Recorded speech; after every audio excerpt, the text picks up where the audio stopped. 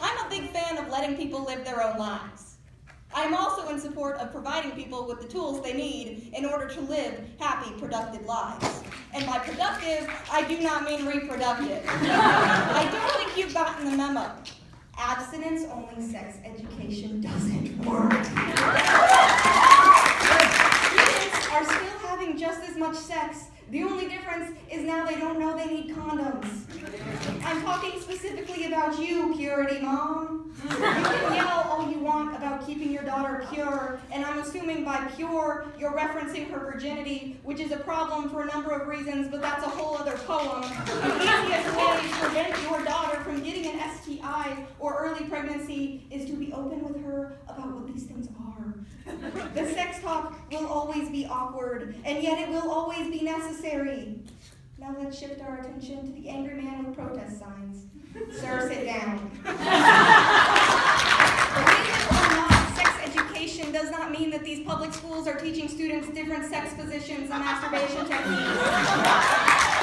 I know your Facebook told you differently. Please look into what you're protesting next time. And just in case you're still confused about what exactly is happening, they're simply adding chapters about emergency contraceptives and abortions into an already elective course. Everyone is freaking out about an optional class. Even though your child should 100% opt in for this education, they don't have to. But wait, this entire scenario gets worse.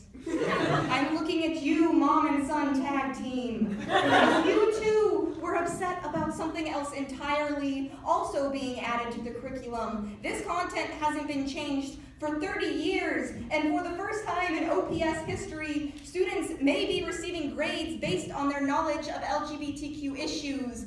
And this was enough for a grown woman and her offspring to verbally assault a group of LGBTQ students, to the point that as they fled a meeting they had every right to attend, you hurled death threats at their backs. Teenagers, you are threatening to kill teenagers for not liking someone else's genitals in the way you see fit. Every single one of these indignant parents that congealed into this hate mob should be ashamed. But now, I finally understand that sentence that I've had repeated back to me so many times. I just don't understand your generation.